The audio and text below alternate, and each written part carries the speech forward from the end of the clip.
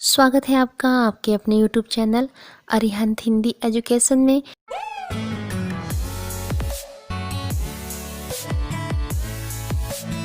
यदि आप मेरे चैनल पे नए हैं तो प्लीज़ मेरे चैनल को सब्सक्राइब करें, लाइक करें, शेयर करें और कमेंट्स भी करें। तो चलिए बढ़ते हैं आज के वीडियो की तरफ। आज आप लोग हिंदी विषय के अंतर्गत कक्षा 10 में 12वां अध्याय अशोक वाजपेयी जी का एकमात्र रचना भाषा एकमात्र अनंत है का हिंदी व्याख्या देखेंगे। हालांकि आपके कक्षा 10 की किताब में अशोक वाजपेयी जी की 2 कविताएं संकलित हैं, जिसमें एक है युवा जंगल और दूसरा है भाषा एकमात्र अनंत है। तो युवा जंगल इस बार के कोर्स से हटा दिया गया है कोरोना महामारी की वजह से, तो उसी क्रम में केवल आप लोग एक ही कविता इनकी पढ़ेंगे। तो कविता को देखने से पहले इनकी थोड़ी सी जीवनी भी देख लीजिए। अशोक वाजपेयी जी का जन्म 16 जनवरी सन 1941 को दुर्ग मध्य प्रदेश में हुआ था। इन्होंने सागर विश्वविद्यालय से बीए, उसके बाद सेंट स्टीवेंस कॉलेज दिल्ली से अंग्रेजी साहित्य में एमए उत्तीर्ण किया। लोक सेवक के रूप में इन्होंने कला के उत्थान में अभूतपूर्व योगदान किया है।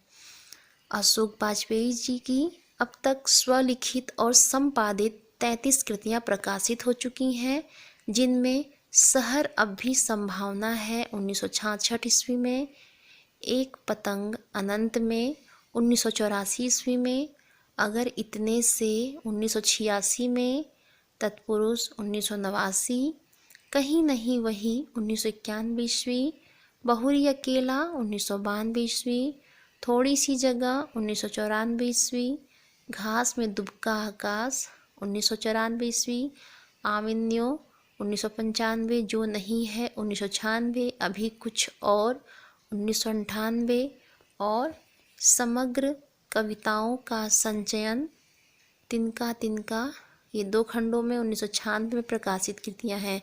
कविता के अलावा इन्होंने फिलहाल, कुछ पूर्वग्रह, समय से बाहर, सीढ़ियाँ शुरू हो गई हैं, कविता का गल्प, कवि कह गया है आदि भी कृतियाँ प्रकाशित हो गई हैं। अशोक वाजपेयी जी को साहित्य अकादमी सम्मान 1994 ईस्वी में एवं दयावती मोदी कवि शिखर सम्मान आदि 2 प्रमुख सम्मान प्राप्त हुए हैं। आइए अब इनके एक रचना भाषा एकमात्र अनंत है का हिंदी व्याख्या देखते हैं।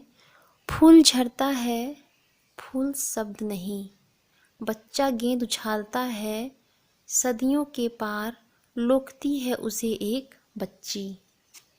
यहाँ झरता है का अर्थ होगा डाली से नीचे गिरना, सदियों का अर्थ होगा सैकड़ों वर्षों से, लोकती का अर्थ होगा पकड़ना या ग्रहण करना। जैसे कि आप लोग खेलते हैं तो चलती फिरती भाषा बोलते हैं ना, लोकना पकड़ना, तो लोकती है मतलब पकड़ती है। बूढ़ा गाता है एक पद्य, दोहराता है दूसरा बूढ़ा, भूगोल और इतिहास से परे किसी दलान में बैठा हुआ। आप जब भी इस पाठ की व्याख्या करेंगे तो संदर्भ जरूर लिखेंगे। प्रस्तुत पद्यांश हमारी पठित पाठ्य पुस्तक काव्य संकलन में संकलित आधुनिक कवि अशोक वाजपेयी द्वारा रचित भाषा एकमात्र अनंत है से उद्धृत है। इसका प्रसंग होगा, कवि अशोक वाजपेयी यहाँ यह बता रहे हैं कि प्रकृति के सभी कार्य एक समय सीमा में समाप्त हो जाते हैं, किंतु भाषा कभी समाप्त नहीं होती, वह अनंत काल तक बनी रहती है। तो इसी का वर्णन है इसमें। कवि कहते हैं फूल झड़ता है, फूल शब्द नहीं, अर्थात पौधों में फूल खिलता है, खिल करके वो मुरझा जाता है, मुरझा करके वह गिरकर सूख जाता है, इसलिए शब्द की तुलना फूल से नहीं करनी चाहिए। फूल शब्द नहीं है मतलब शब्द फूल नहीं है, शब्द सदैव अर्थवान बने रहते हैं। फूल तो है, कली बना, कली से फूल बना, फूल बन के फिर कुछ दिन के बाद वो मुरझा के गिर गया, लेकिन शब्द क्या है, यानी भाषा क्या है, भाषा हमेशा बने रहते हैं।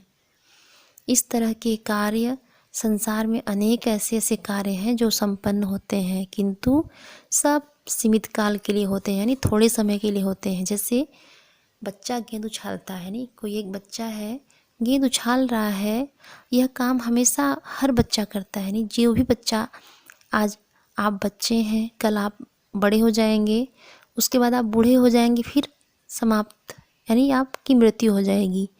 इसी तरह कवि यही कहना चाह रहा है कि बच्चा एक गेंद उछालता है सदियों के पार, यानी सदियों से यह हमेशा होता आ रहा है, सैकड़ों वर्षों से होता आ रहा है कि कोई बच्चा गेंद उछालता है। लोकती है उसे एक बच्ची, और एक बच्ची उस गेंद को हाथों में लपक लेती है या पकड़ लेती है। यह परंपरा लंबे समय से चली आ रही है कि कोई भी खेलेगा खेल तो उसका फिर कोई ना कोई साथ देने वाला जरूर रहता है। लेकिन क्या होता है, यह सब कार्य तो चले आ रहे हैं, परंपरा ये सब चली आ रही है। ऐसे ही एक बूढ़ा गाता है एक पद्य, दूसरा दोहराता है, यानी दूसरा बूढ़ा उसको दोहरा रहा है। एक बूढ़ा व्यक्ति है, वह कोई गीत गा रहा है, बाकी जो बैठे हैं वृद्ध उसे दोहराते चले आ रहे हैं। सब लोग जो वृद्ध हो रहे हैं अपनी दलान में बैठे यह कार्य जो इतिहास और भूगोल से संबंधित नहीं, लेकिन फिर भी दोहराए जा रहे हैं। यानी कवि यह कहना चाह रहा है कि एक बूढ़ा गा रहा है, दूसरा बूढ़ा दोहरा रहा है उस गाने को, भूगोल और इतिहास से परे। यानी यह गाना न उसका किसी भूगोल में है, न ही किसी इतिहास में है, बल्कि वह अपने किसी आंगन के दालान में बैठा हुआ है। इन सब से इतर वह अपना काम कर रहा है। यानी सभी जन्म लेते हैं, बच्चे बनते हैं, बूढ़े होते हैं और समाप्त होते हैं। ऐसे ही भविष्य में न बच्चा रहेगा, न बूढ़ा, न गेंद, न फूल, न दालान, रहेंगे फिर भी शब्द, भाषा एकमात्र अनंत है। कवि आगे कह रहा है, सभी जन्म लेते हैं, जो जन्म लेता है वह मनुष्य बच्चा ही होता है। बच्चा से बड़ा होकर वह परिपक्व इंसान बनता है। उसके बाद धीरे धीरे कमज़ोर होकर वो बूढ़ा होता जाता है और समाप्त हो जाता है। यानी भविष्य में न ही बच्चा रहेगा, न ही बूढ़ा व्यक्ति रहेगा, न ही गेंद रहेगी, न ही कोई फूल सुरक्षित होगा, न ही कहीं दालान सुरक्षित रहेगा। सब समाप्त हो जाएंगे, यानी सबका एक निश्चित समय होगा समाप्ति का, सब खत्म हो जाएगा।